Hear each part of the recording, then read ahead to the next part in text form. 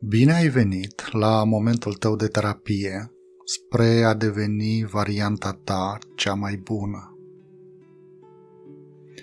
Dragă fumătorule, sau mai bine zis, viitor nefumător, scoate o țigară din pachet și ține-o în mână.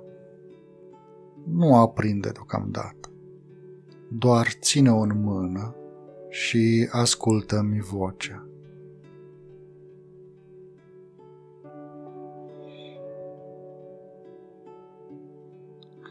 Dă-ți voie pentru câteva momente să simți gravitația, această forță a naturii. Picioarele tale sunt grele și relaxate.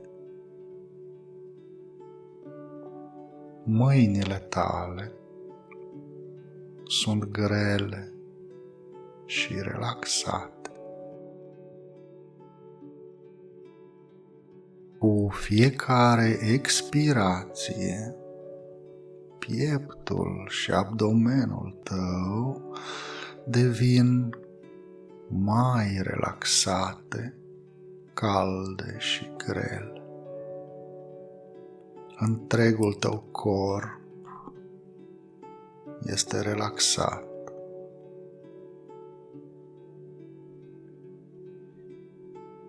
Îndreaptă-ți gândurile spre țigara care o ai în mână, doar gânduri. Și spune-i așa: draga mea prietenă, țigară, și dragul meu prieten, tutun,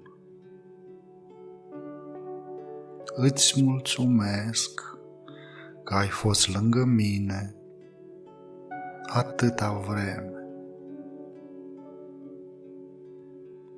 Îți mulțumesc că mi-ai fost alături când am fost nervos, când am fost supărat.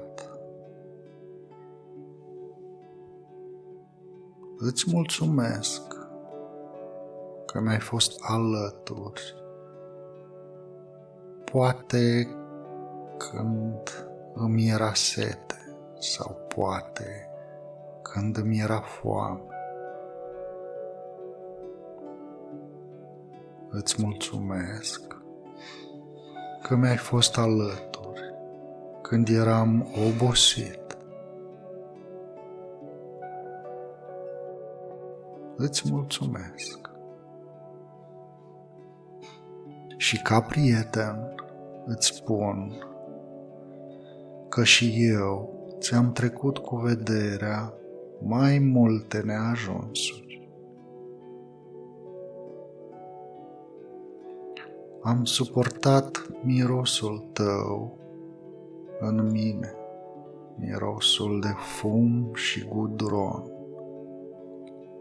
Am suportat mirosul tău în gura mea, în plămânii mei și pe hainele mele, mirosul de fum și gudron.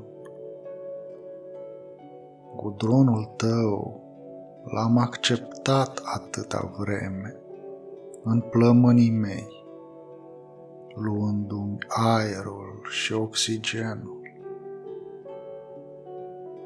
Am petrecut atâta timp cu tine,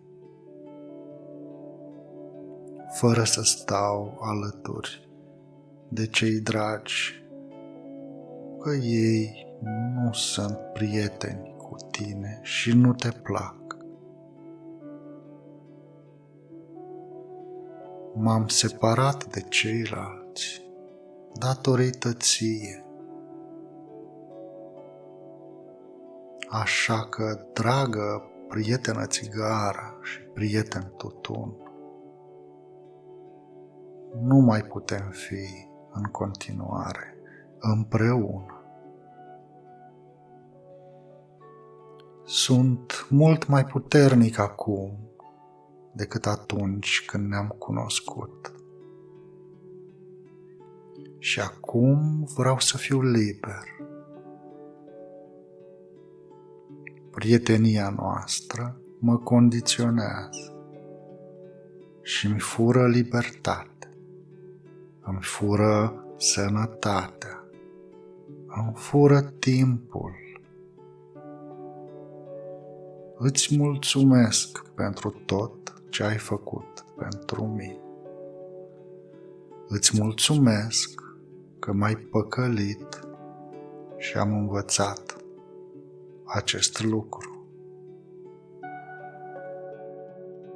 Acum, dragă prietenă, țigară, dragă prieten, tutun, e timpul să mergem fiecare pe drumul său. Împreună nu mai putem merge. Tu mergi pe calea ta, eu merg pe calea mea, liber, necondiționat și sănătos. Iubesc aerul curat. Iubesc libertatea. Iubesc starea mea de sănătate. Mă iubesc pe mine și mă respect. Și tu, prietenă, prieten, în ajutorul tău mă încurci, mă deranjezi și eu vreau să fiu liber. Îți mulțumesc din nou că ai fost lângă mine, dar acum fiecare merge pe drumul său.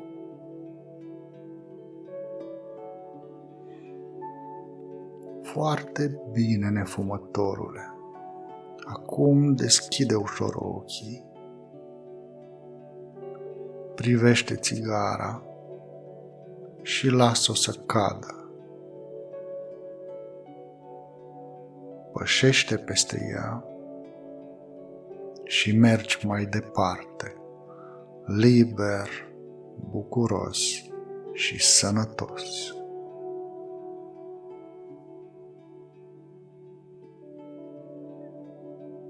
Repetă această discuție de fiecare dată când fosta ta prietenă țigara sau tutunul vor să aveți o cale comună. Amintește-ți ce ți aduce și ce pierzi. Mergi mai departe, liber. Felicitări! Reușești!